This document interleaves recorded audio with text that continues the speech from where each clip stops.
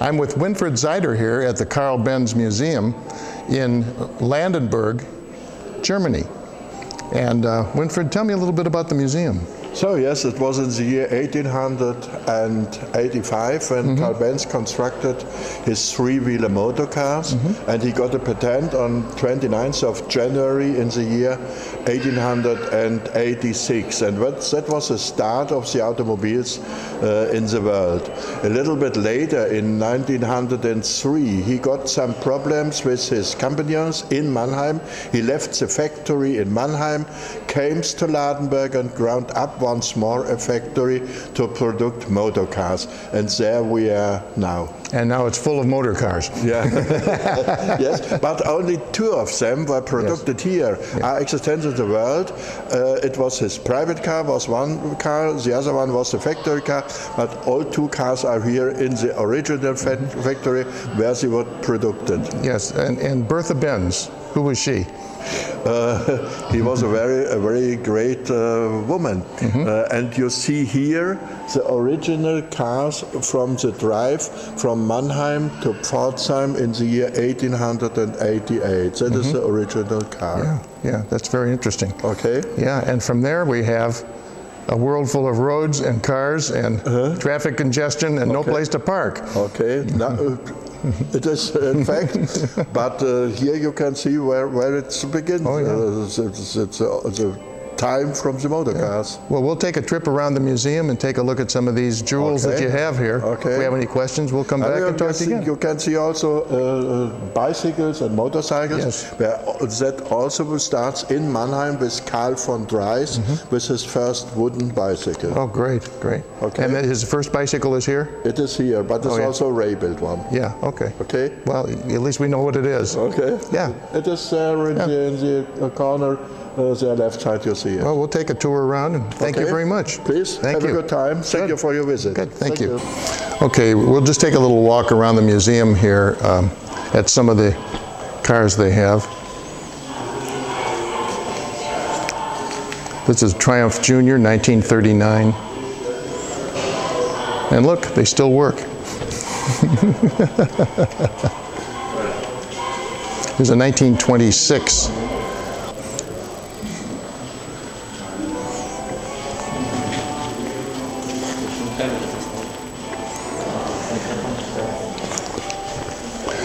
Nice thing about this museum is that you can walk around and really get up close to everything and see everything without restrictions. Everybody here is pretty good about that, so there's no holding you back. Here's a Carl Benz Schoen Ladenberg, 1924, a touring car. These are the cars that you took out on Sunday afternoon with the whole family. It was wide open, had a lot of room in it. And of course, you didn't have a lot of congestion in those days, so you could actually enjoy a drive in the country. What does that look like on the inside? We'll take a look in there. Interesting gear shift mechanism. Mercedes-Benz has a huge history in the racing world, and race cars were manufactured by Mercedes, and of course race cars show off the capabilities of most car manufacturers who get into that business, especially when the cars were recognizable as certain manufacturers. Today they all look alike, but here's an early 1921 Mercedes racing car. Look, Ma, no seat belts. Now, if we go and follow me into the next room here, and we'll see some of the classic racing cars that Mercedes had. Here's the 190 SLR, 1957. That's kind of a nice car to tool around the neighborhood in, isn't it? Of course, here's the competition, 1955 Porsche.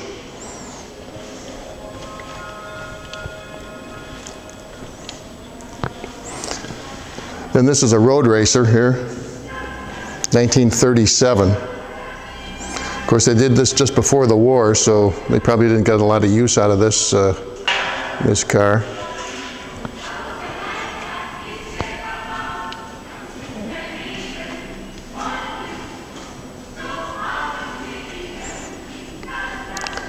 Here's a French racing car, the Société des Moteurs Salmonson.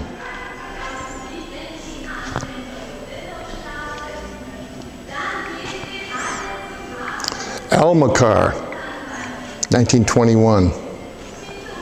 Not unlike the Mercedes that we saw in the other room.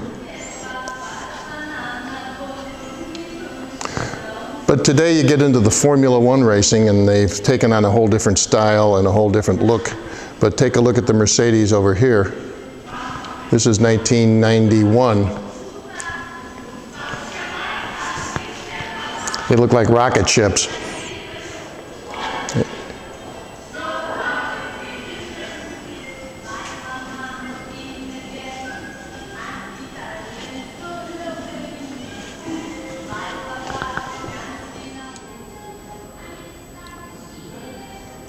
On an August day in 1888, Bertha Benz took the driving seat of the patent motor car herself. She was convinced that the day-to-day reliability of the new vehicle needed to be physically demonstrated to the public.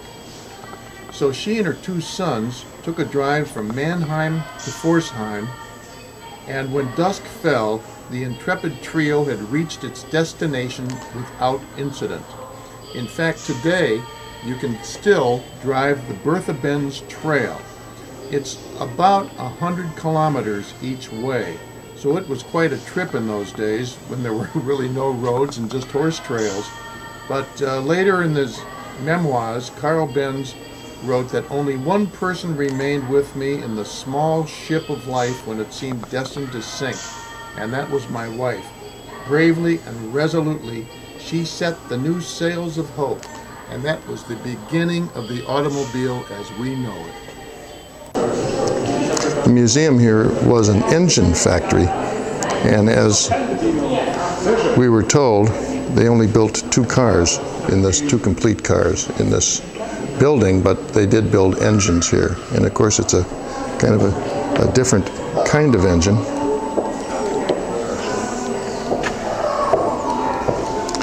You start the car by rotating that flywheel real fast, and that kicks in the combustion part, single combustion engine.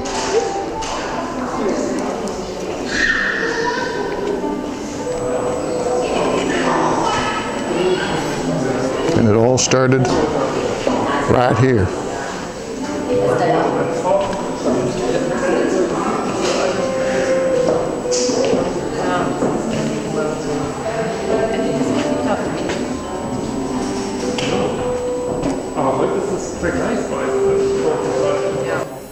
Over here, here's another Mercedes. Now if you see, this is the Benz Schoen Ladenberg. That's another touring car. Here's another touring Benz, 1925. Call them a touring wagon. They didn't quite have the idea that it's a car. I don't think anybody called them a car back then. It was an automobile or a touring car or a touring wagon or a horseless carriage.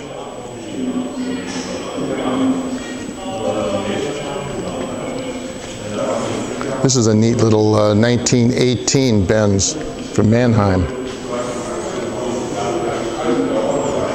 And of course we get the early stuff over here.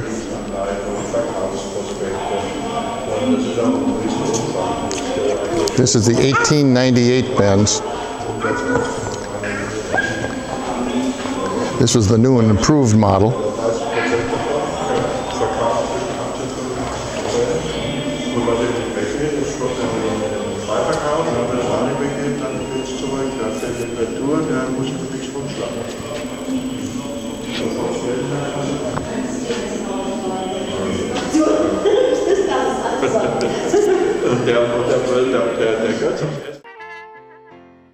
Now here's an interesting Mercedes.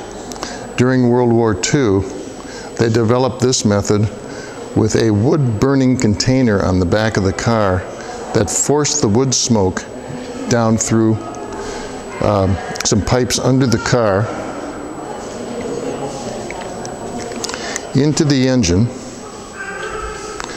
They had a smoke purifier in the front of the car, and the smoke was forced through the engine that made the car run. It became just like gasoline.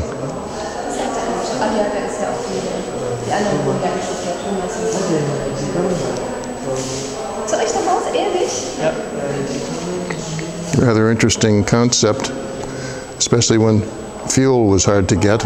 You can always go back in the backyard and chop down a tree. Mercedes even manufactured typewriters. Look familiar? Here's the big one, here's a more compact one.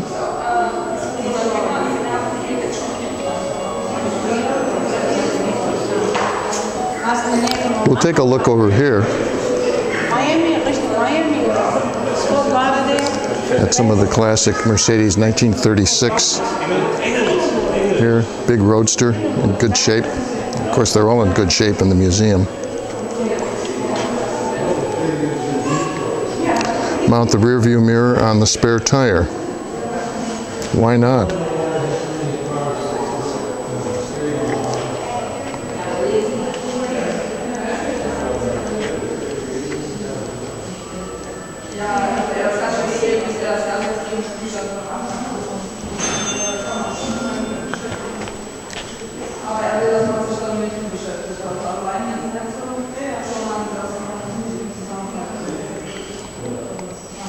Of course, in the warmer weather,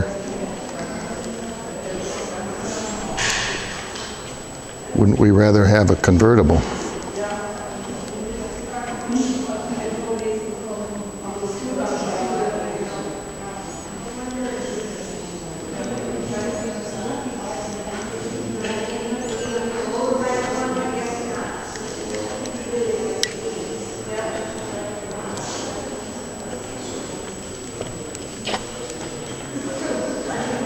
If you want to travel in style, this is the car for you.